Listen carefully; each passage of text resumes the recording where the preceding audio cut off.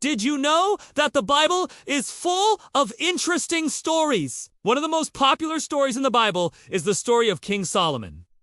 King Solomon was the son of King David and Bathsheba. He became the king of Israel after his father's death. Solomon's reign was marked by great achievements. In today's video, we will be looking at 7 amazing facts about King Solomon from the Bible that you never knew. Number 7, King Solomon raised, according to 2 Chronicles, chapter 9, verses 22 to 28, there was a queen of Sheba famous for her beauty, wealth, and intelligence. She heard about Solomon's wisdom and decided to visit him with a huge convoy that included 120,000 troops, 40,000 men and women, elephants, and other animals. When she entered Jerusalem, she overwhelmed Solomon with gifts, including gold, spices, precious stones, and ivory. And in return, he gave her even more generous gifts. The Queen of Sheba also asked Solomon many difficult questions to test his wisdom, but Solomon answered all of them correctly. She was so impressed by his wisdom and the splendor of his kingdom that she fell down before him and prostrated herself. Afterwards, she returned to her own country. Sheba had brought tribute to show submission to God's chosen king. But her journey to Jerusalem led to her becoming one of Solomon's wives. She bore him a son named Menelik, and she was the founder of the Solomonic line of Ethiopian kings who ruled over Aksum. Number 6. King Solomon Wisdom. King Solomon was known throughout the world for his wisdom. People from all around came to him for help with their problems. He was even visited by the Queen of Sheba, who wanted to test his knowledge. To learn more about how Solomon got this wisdom, watch our video on how God gave Solomon wisdom. After you finish watching this video, you will see how God gave him wisdom. Once, when Solomon was still young, his father, King David, was getting older, and he knew that it was time to pass the kingdom on to his son. He called Solomon and told him to build a house for God and warned him to follow God closely and do what was right in his eyes. So Solomon built the first temple in Jerusalem. He also prayed for wisdom to govern the people of Israel. God was pleased with Solomon's request because he chose wisdom over other things like long life, riches, or victory over enemies. So God made Solomon the wisest man in the world. First, he gave him wisdom that helped him to solve complicated problems and understand hard things. Second, he gave him wisdom from dreams and visions.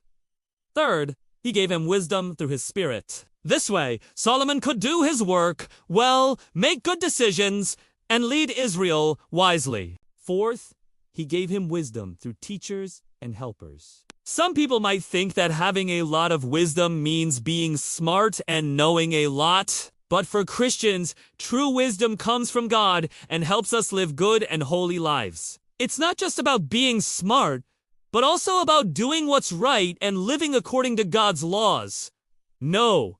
5. King Solomon wives. There are many references in the Bible about King Solomon's wives, and they play an important role in his story. His wives were not only women he loved and shared his life with, but they also symbolize how his heart changed as he got older. In 1 Kings chapter 11, verse 3, it says that Solomon had married many women from other nations because his hands were heavy. Over time, these women started worshiping their gods, and it made Solomon's heart turn away from God. This shows that his love for these women was strong. However, in 1 Kings chapter 11, verse 4, it says that God was angry with Solomon because he had promised not to marry women from those nations. God said that he would take away his kingdom and give it to someone else because Solomon had broken his covenant. This shows that although Solomon loved these women, he didn't keep his promise to God. Despite this, some of Solomon's wives are still mentioned in the Bible as examples of wisdom and faithfulness. For example, in the story about the Queen of Sheba visiting Solomon, it says that she was so amazed by Solomon's wisdom and the splendor of Jerusalem that she believed in God and took some of his teachings back to her own country. This shows that even though Solomon made mistakes, some good things still came from his relationships with women. Overall, the Bible teaches us that we should remember God above all else and stay faithful to him, no matter how much we love other people. No. For King Solomon riches. King Solomon's riches and wisdom have become famous all over the world. He was rich enough to afford all the wood he needed to build houses and cover the roofs of his palaces. He also had enough gold to make all kinds of decorations and jewelry. In fact, he owned more gold than anyone else in the world at that time. The Bible tells us that during Solomon's reign, the ships from Ophir brought him a lot of gold. So much that the weight of the gold in his kingdom was very high. Not only did Solomon have a lot of gold, but he also controlled important trade routes and received taxes from other countries. During his reign, the kingdom prospered and people felt safe. Merchants and traders liked his kingdom because he protected their businesses and made sure their goods arrived safely. He also organized trading trips and sent his ships with sailors, merchants, and workers to faraway places like Ophir, where they got a lot of gold and precious stones. These trading trips brought in a lot of money and valuable items, which added to the wealth of his kingdom. Because of his wisdom and good management, his wealth grew more and more. Many people from other countries wanted to do business with him because they knew he was fair and honest. Also, he built big projects like temples and cities, which required a lot of money. Even though he had a lot of money, he wasn't selfish and used his wealth to help his people and make his kingdom strong. Even though he had a lot of money, he didn't forget about God and gave him some of the gold, silver, and myrrh that his ships brought in. No. 3. King Solomon Worker. If you want to know how hard King Solomon worked, listen carefully. King Solomon woke up early every morning before the sun came up and worked all day. He didn't stop until evening. He had a lot to do because he was in charge of a big kingdom. He worked to make the kingdom of Israel better and stronger. His workers, both skilled and unskilled, were busy doing many different jobs. The builders and architects worked hard to build houses and important buildings like the temple. The farmers and herders worked hard to grow food and take care of the animals. The merchants and traders traveled to faraway places to bring in valuable goods. The soldiers trained hard to protect the kingdom from its enemies. And the servants and laborers worked hard to keep the palace and city clean and organized. To accomplish all these tasks, it took a lot of effort and planning. Skilled workers needed to learn complicated skills to build and repair things. Farmers and herders needed to know how to take care of crops and animals. And everyone had to work together to make sure the city ran smoothly. It was important for everyone in the kingdom,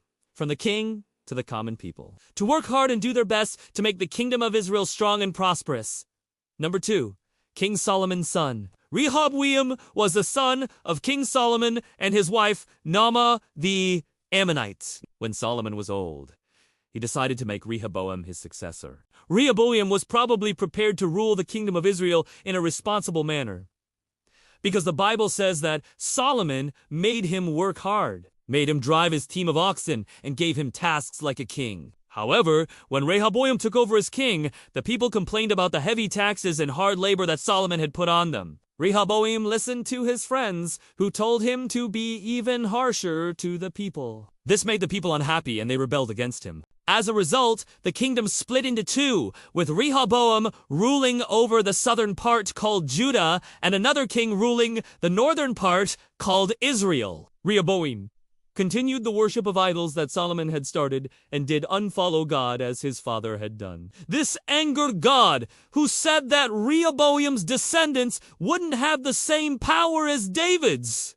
Only one of his sons would become king after him. The Bible tells us that Rehoboam had many wives and concubines, and that he had 28 sons and 60 grandsons. He reigned for 17 years, showing that even though he made mistakes, God still took care of his family. Number 1, King Solomon, death. The Bible doesn't go into detail about how King Solomon died, but we can find some clues in the book of Kings. 1 Kings chapter 11. Verse 43 says that God took his life. This tells us that Solomon's death was planned by God. Earlier in the chapter, it says that God was upset with Solomon because he had many wives who worshipped other gods and because he had followed God's laws. So God decided to punish him by taking his life. The verse also tells us that Solomon's son, Rehoboam, became king after he died. This helps us figure out when he died. Since Rehoboam became king, it's likely that Solomon died sometime before then. It's estimated that Solomon ruled for 40 years, which means he probably died around 930 BC, although we don't know exactly how he died. We know that God planned it because he wasn't happy with him. This reminds us that no matter who we are, We need to follow God's laws and not turn away from Him. Thanks for watching. Please share your thoughts in the comment section below. Don't forget to subscribe and hit the notification bell for more videos. See you next time!